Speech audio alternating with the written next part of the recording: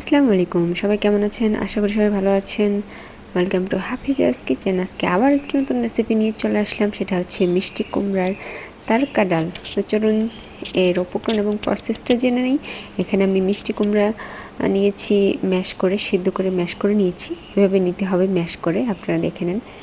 আর এখানে নিয়েছি পেঁয়াজ কুচি, টমেটো কুচি, রসুন কুচি, আর 2টা শুকনো মরিচ, আর একটু পেঁয়াজ কুচি, আর তেজপাতা পেঁয়াজ কুচি, রসুন কুচি যেগুলো নিয়েছিলাম সেগুলো হচ্ছে বাগার দেওয়ার জন্য। আর এখানে নিয়েছি আদা রসুন বাটা, লবণ, মরিচ গুঁড়া, হলুদ গুঁড়া, ধনিয়া গুঁড়া, গরম মশলা গুঁড়া আর জিরা গুঁড়া, সবগুলো হাফ চা চামচ করে। তো আমি কড়াইয়ের মধ্যে 1.5 কাপ তেল দিয়ে দিচ্ছি সামান্য হচ্ছে জিরা, গোটা জিরা হাফ চামচ, আর সামান্য পরিমাণ হচ্ছে 5 ফোড়ন দিয়ে তারপরে পেঁয়াজগুলো দিয়ে হালকা লাল করে ভেজে নিয়ে তারপরে দিয়ে দেবো টমেটো আর সব মশলাগুলো দেওয়া হয়ে গেলে এটাকে ভালোভাবে মিক্স করে নিতে হবে এবং 5 মিনিটের মতো চুলা হালকা মিডিয়াম আঁচে রেখে এটাকে ভেজে নিতে হবে। ভেজে নেওয়া হয়ে গেলে তারপরে দিয়ে দিতে হবে ম্যাশ করা মিষ্টি কুমড়াটা দিয়ে এটাকে 5 থেকে 6 মিনিট চুলা হালকা মিডিয়াম আঁচে রেখে কষিয়ে নিতে হবে।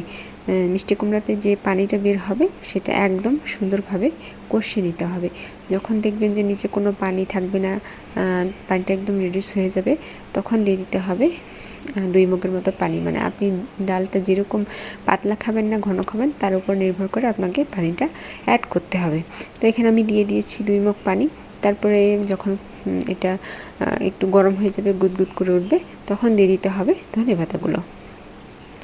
পাতাগুলো দিয়ে তারপরে এটাকে ভালোভাবে নেড়েচেড়ে 5 থেকে 7 মিনিটের মতো চুলা হাই হিটে রেখে এটাকে নেড়েচেড়ে অনবরত কিছুক্ষণ রান্না করতে হবে। তারপর রান্না করা হয়ে গেলে এটা নামিয়ে নিতে হবে। নামিয়ে নেওয়া হয়ে গেলে আরেকটা পাতিলে এটা বাগার দেওয়ার জন্য দিয়ে দিতে হবে 1/2 কাপ তেল, 2টা শুকনো মরিচ, 1টা তেজপাতা, রসুন কুচি, তারপরে পেঁয়াজ কুচি দিয়ে এটাকে সুন্দরভাবে লাল লাল করে ভেজে নিতে হবে। যখন পেঁয়াজের কালারটা একবারে লালচে কালার হয়ে যাবে তখন দিয়ে দিতে হবে রঙের জন্য সামান্য মরিচ গুঁড়োটা দিয়ে এটাকে ভালোভাবে আপনারা লাল লাল করে ভেজে নেবেন। যখন দেখবেন কালারটা একবারে সুন্দরভাবে লাল খয়েরি কালার চলে আসছে, ঠিক তখনই এটার মধ্যে ঢেলে দিতে হবে। চুলা হালকা আঁচ করে দিতে হবে। হালকা আঁচে করে দিয়ে তারপরে দিয়ে দিতে হবে মিষ্টি কুমড়ার ডালটা যেটা রান্না করেছিলেন। রান্না করা হয়ে গেলে এটাকে ঢেলে দিতে হবে। ঢেলে দেওয়ার পর তারপরে এটা ভালোভাবে মিক্স করে নিতে হবে, যাতে যে বাগারটা দিয়েছি সেটা ভালোভাবে মিক্স হয়ে যায়।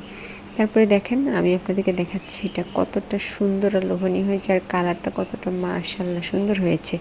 আপনারা তো অনেক ডাল তরকা খেয়েছেন, একবার মিষ্টি কুমড়ার এর ডাল তরকাটা খেয়ে দেখবেন, অনেক মজা লাগবে। এটা এত মজা, গরম ভাতের সাথে অনেক বেশি মজা লাগে খেতে।